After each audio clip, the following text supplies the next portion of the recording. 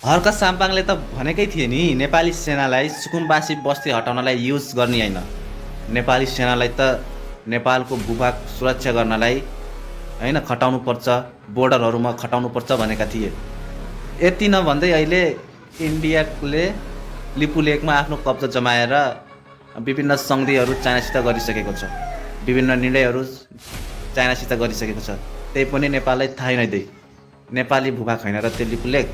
अब यो रोशन श्रेष्ठजीले भनेको यो समाचार सुन्नुहोस्, तपाईँहरूलाई कस्तो लाग्छ? जस्तो मनमा आउँछ त्यस्तै कमेन्ट गर्नु होला है त यो भिडियो हेरौँ त। वर्षौंदेखि अतिक्रमणमा परेर बसेको सरकारी जग्गा महानगर प्रहरी, नेपाल प्रहरी, सशस्त्र बल र सेनाको समेत उपस्थितिमा डोजर लगाएर फिर्ता ल्याइयो भन्दै यता उत्सव मनाइरहँदा उता नेपालको आधिकारिक नक्साभित्र भएको भूभागबाट नेपाललाई एक वचन जानकारी समेत नगराई भारतले पर्यटकीय मार्ग र व्यापार सुरु गर्ने आधिकारिक घोषणा गरेको छ। दुवै ठाउँ देशको भूभागहरू अतिक्रमण भएकै हो। यता नेपाली नागरिकले बस्नको लागि छाप्रो बनाएर अतिक्रमण गरेका थिए त उता भारतले सडक बनाएर चीनसँग व्यापार गर्न र धार्मिक स्थल कैलाश मानसरोवर जान अतिक्रमण गरेको छ।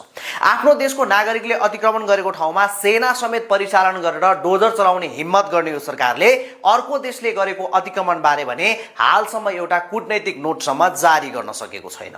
वर्षौंदेखि नेपाली जनताको करबाट पालिएको सेना सुकुम्बासी बस्ती बाहिर देखिँदै गर्दा लिपुलेकको नाकामा भारतीय सेनाले एक्लो रजगज गर्दा पनि देखिएको छैन। सरकारले आफ्नो बस्ने घर भत्काएपछि आज सुकुम्बासी बस्तीका एक वृद्धको शव खोलामा भेटिएको छ। उनले आत्महत्या गरेका हुन् वा उनको हत्या भएको त्यो त अनुसन्धानले पुष्टि गर्ला नै, तर जे भयो एकदमै दुःखद भयो। सँगै अर्की एक महिला पनि डोजर चल्दै गरेको दृश्य देखेर बेहोस भएकी छिन्। विदेशमा बसेर फेसबुक र टिकटकको कमेन्टहरूमा नक्कली हुकुमबासीलाई ठिक्क पर्यो भनेर कमेन्ट गर्न हामीलाई बडो आनन्द छ, तर नक्कली सुकुम्बासी लखेटे नाममा वास्तविक सुकुम्बासीको बिजोग भएको कसैले देखेको छैन।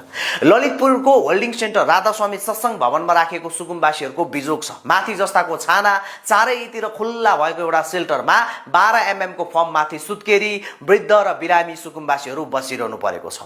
आकाशबाट परेको पानी सेल्टरभित्र छिर्दा त्यही एउटा कालो म्याट पनि भिजेर रातभर सुत्न सकिरहेका छैनन् वास्तविक सुकुम्बासीहरू। तर यो बिजोग कसैले देख्दैन। हुन त देखोस् पनि कसरी, होल्डिङ सेन्टरको गेटमा प्रहरीको तैनात छ। माथिको आदेश भन्दै पत्रकारलाई समेत भित्र छिर्न निषेध गरिएको छ। जब पत्रकारहरूलाई नै निषेध हुन्छ त्यसपछि त्यहाँभित्रका पीडा अरू नागरिकले कसरी देखुन्? सुकुम्बासी रोशन श्रेष्ठजीले यति स्पष्ट रूपमा यो समाचार भन्नुभएको छ, यो न्युज भन्नुभएको छ। यदि यो घन्टेहरूलाई पनि यो पच्दैन भने, यो कुरा बुझ्दैनन् भने मलाई केही भन्नु छैन। यदि रोशनजीलाई पनि यिनीहरूले गाली गर्छन् भने यिनीहरू जस्तो अन्धभक्त कोही पनि छैन भन्ने म यहीँबाट भन्छु। यदि गाली गरे भने मात्र है त यो कुरा बुझेर होइन, बुझेर मन फर्काए अथवा स्वतन्त्र भए होइन, कुनैको सपोर्ट होइन, स्वतन्त्र रूपमा सबैको समर्थन गर्ने अनि नराम्रो कामलाई विरोध गर्ने भयो भने राम्रो। तर बालनकै पक्षमा जहिले नि खराब गरे नि, सही गरे त ठिकै हो, पक्षमा लाग्यो। खराब गऱ्यो भने पनि तिनीहरूकै पक्षमा लाग्नु यो राम्रो होइन। त्यही भएर सबैजना सचेत हुनु होला, सबैजनाले ध्यान दिनु होला। जय नेपाल।